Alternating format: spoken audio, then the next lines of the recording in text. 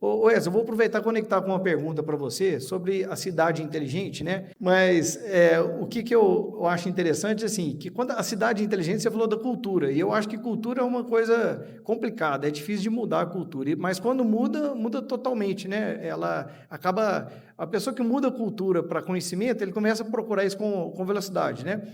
Então, o que você acha que impactou na cultura do morador, do empresário, né? A gente fala de uma cidade de inteligência, o que impactou na cultura de inovação, né? O que você observa? Essa questão aí de Smart City, na realidade foi uma visão um trabalho que nós iniciamos no final de 2017 e começamos a fazer a implantação disso aí em 2018, 2019.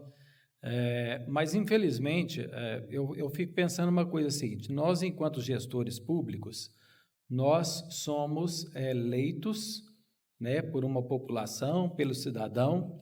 Nós temos que ouvir, né, dentro de uma audiência pública, dentro de uma reunião, com os moradores de bairro, nós temos que ouvir uma população.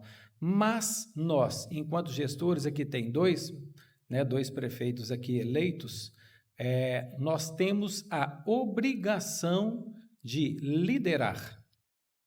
Nós temos que ouvir, temos que tomar as nossas decisões, mas nós fomos eleitos para decidir também muitas coisas para a nossa população. E se a gente foge desta obrigação, tá certo? Aí a gente não cumpre o nosso papel de gestor.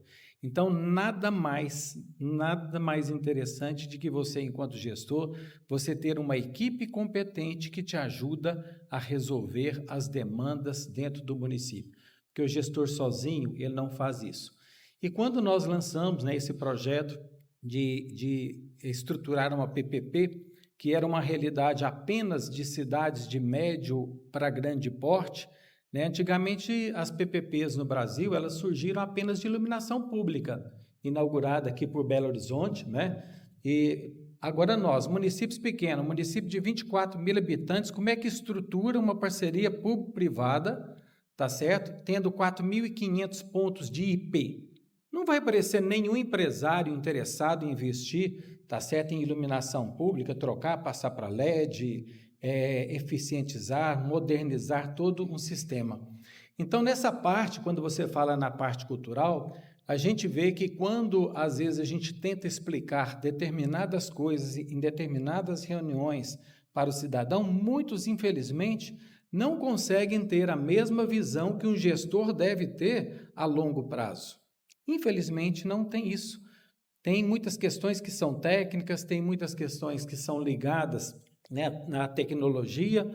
Então, a gente vê que o cidadão, ele não é obrigado a saber disso, mas o gestor que ele elegeu, tá certo? É obrigado a ter a visão, envolver as pessoas dentro deste contexto, envolver os empresários dentro de contexto, para que a gente consiga avançar e evoluir rapidamente os nossos municípios.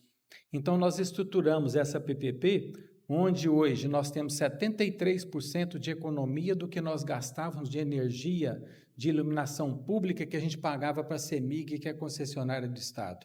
Hoje nós temos aí 54% de economia de consumo de energia elétrica de todos os nossos prédios públicos e da nossa autarquia, que é o SAAI, porque nós temos 12 micro-usinas fotovoltaicas funcionando dentro do município. Hoje nós temos aí interligação de fibra ótica, todos os nossos prédios públicos, com um link dedicado do município. O município de Cajuru tem, a prefeitura tem um link dedicado, tá certo? Quer dizer, isso dá celeridade, moderniza os processos, moderniza na comunicação, e isso faz com que a iniciativa privada fale assim, mas o que está acontecendo neste município que pode ser interessante para mim enquanto investidor? Então, a gente conseguiu, tá certo, fazer um trabalho nesse sentido, né? Temos Wi-Fi em praça pública, em várias praças na cidade. O vídeo monitoramento, hoje, para vocês terem uma ideia, através de um trabalho que foi feito pelo Daniel, que é um aluno, aliás, ex-aluno da UFMG, ele conseguiu, com toda a metodologia dentro do TCC dele, provar a redução da criminalidade noturna em Carmo de Cajuru em 30%. fazendo comparação com os municípios do mesmo porte. A gente não pode comparar o porte de Cajuru com o porte de Divinópolis. É claro que cada um tem os seus problemas, a dimensão do seu problema, a escala do seu problema. Então, hoje, comparando com vários municípios do porte de Carmo Cajuru, só pela questão da iluminação pública, na qualidade da iluminação pública, nós tivemos uma redução de 30% na criminalidade noturna. Eu costumo, às vezes, até brincar com isso, que conforme for passando os tempos aí, eu estou achando que nós vamos ficar devendo crime para o mercado, tá certo? Porque já era abaixo de natureza, e assim ainda abaixa mais 30%, né? Agora mesmo você vai ficar devendo. O Coronel Marcelo sabe o que é isso, né? O que acontece. Então, a cultura que a gente vê de uma população, ela vai descobrir isso depois quando ela começa a enxergar os resultados na vida dela, tá certo? Mas foi uma iniciativa do poder público, da gestão pública, chamando o parceiro privado para trabalhar junto conosco hoje, que nós temos uma concessionária dentro do município operando todo esse serviço, tá certo? Foi fazendo isso, que a gente acelerou todos esses processos e aí a população pôde sentir.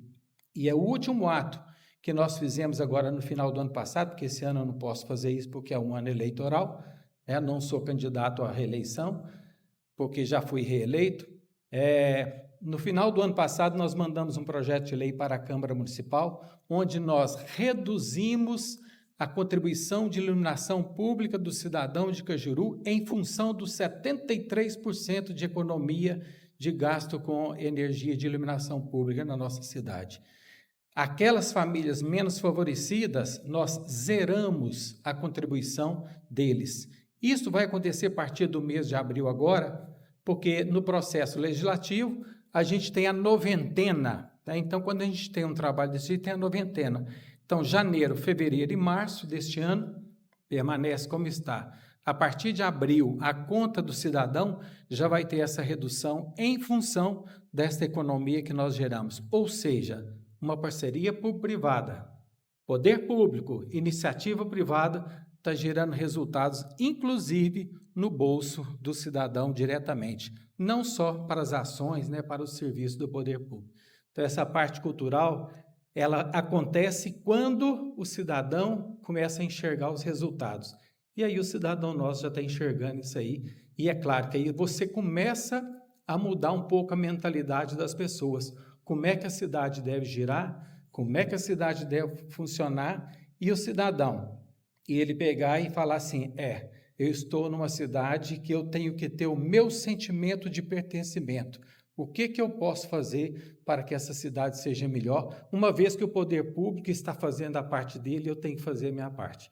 Basicamente, é por aí. Isso aí na prática a gente observa o seguinte, que além do que você falou, vai mexer no bolso do cidadão, então ele começa a ver eficiência, E eu quero trazer um caso aqui também da prefeitura, aqui do prefeito Gleison, a questão do adote um bem público, como que o pessoal mudou nas praças, As praças ficaram bonitas, o pessoal começou a conviver às praças, E foi uma conquista muito legal, e isso, o que eu acredito também que muda, é a cultura do morador, falar assim, olha, o negócio aqui é diferente, está funcionando, está dando certo, Aqui também tem outro case muito legal de redução de tempo de abrir empresas, Se não me engano, caiu 73%, então é uma coisa que linka o que você falou também, que assim, não atrapalhar já é muito, Então eu acho muito legal, e eu acho que isso aí vai mudando a nossa cultura, e acaba que entra, até que o Helene falou, as empresas começam a investir, fazer mais coisas, e gera um movimento, talvez, sem volta, E a gente vai deixando uma região bem forte, Eu acho que Divinópolis, Cajuru, vai ficando cada vez mais forte, com essa união aí.